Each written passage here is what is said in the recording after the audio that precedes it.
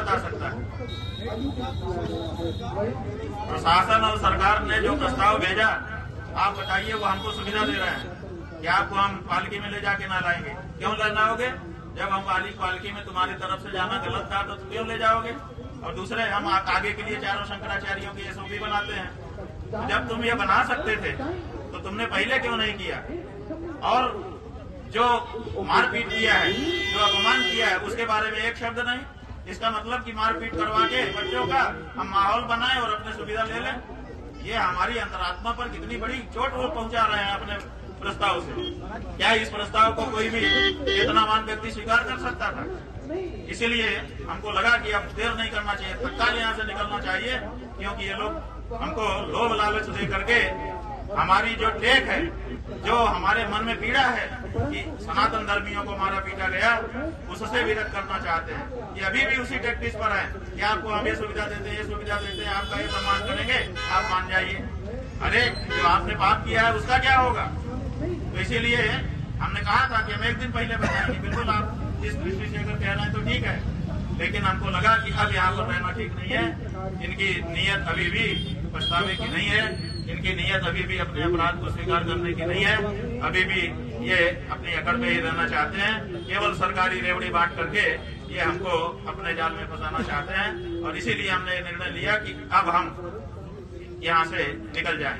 इसलिए पूछना है, पूछ लीजिए। महाराज जी, आज नहीं होगा। ये बताइए कि ये नीतिगत है कि क्या इस तरीके के जो सनातन के मेले हैं या व्यवस्थाएं हैं, उसमें धर्माचार्यों की राय आगे से ली जाए, विकास में ली जाए कि नहीं? धर्म का है, धर्माचार्यों की राय क्यों नहीं ली जानी चाहिए? क्या प्रशासन धर्मशास्त्र का, धर्माचार्यों की परंपराओं का विशेषज्ञ है? क्या यहाँ का मेलाधिकारी इस तरह की कोई डिग्री रखता है? क्या उसने धार्मिक जीवन जी करके कभी देखा है, अनुभव किया है? क्या कोई दूसरा जो भी अधिकारी वहाँ पर खड़े हैं, जो भी अधिकारी प्रबंधन कर रहे हैं, क्या उनको धार्मिक पद्धतियों का शास्त्रीय ज्ञान है? क्या उन्होंने इसको जी करके कभी देखा है? नहीं देखा है। तो स्वाभाविक है कि इस तरह के मेले जहाँ पर होंगे, धार्मिक मेले, वहाँ धर्म के जो विशेषज्ञ हैं, जिनको शास्त्र का भी ज्ञान है, जिन्होंने परंपराओं को जी करके देखा है, उनकी राय ही सबसे महत्वपूर्ण होगी। उनकी राय का सहयोग ये लोग करेंगे।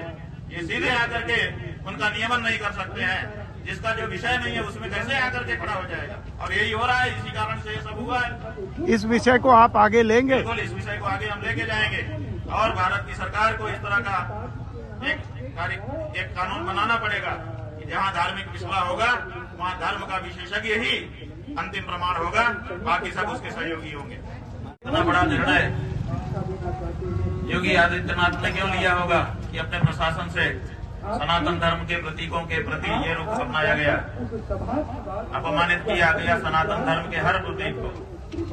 तो इसके पीछे अभी तक निकल करके जो जवाब आया है, जन जन ये कह रहा है, ये सब आपके दो कारणों से है। एक तो कुंभ में आपने आदित्यनाथ योगी को भगदड़ का जिम्मेदार ठहराया था। हमने भगदड़ का जिम्मेदार उनको नहीं ठहराया था। हमने भगदड़ की घटना को छिपाने का और लिपापोती करने का उनके ऊपर आरोप लगाया था, जो कि बाद में पूरी तरह से सही सिद्ध हुआ। और दूसरा, गौ माता की रक्षा की जो आवाज हम उठा रहे हैं, वो भारतीय जनता पार्टी की शासित सरकारें करना नहीं चाहती हैं। और इसीलिए गौ माता की रक्षा के लिए जो आवाज उठे उसको चुप कराने के क्रम में ये सब हमारे साथ किया गया है। ये आम जनता के द्वारा निकल करके आया हुआ जवाब है, जिसको हम स्वर दे रहे हैं। तो पूछिए, क्या पूछना चाहिए? महाराज जी, शुरुआत में आपने एक गंभीर पहले दिन प्रश्न उठाया था कि मेरी हत्या की साजिश की गई है। क्या ये अधिकारियों द्वारा है या कहीं और से है? हालांकि उस दिन आपने थोड़ा संकेत भी किया था। इस कानूनी विषय पे आपने कुछ? किसी के सम्मान की हत्या उसकी हत्या ही है। हमारी भौतिक हत्या का प्रयास उस दिन किया गया था, जो हमने आप सबसे बांटा था। लेकिन इन 11 दिनों में हमारे पीठ के सम्मान की हत्या तो कल ही दी गई। इसलिए जो हत्या की जानी थी उसमें वो सफल रहे और उन्होंने ये सनातन धर्म के प्रतीक की सम्मान की हत्या यहाँ पर की है, इसमें कोई संदेह नहीं था।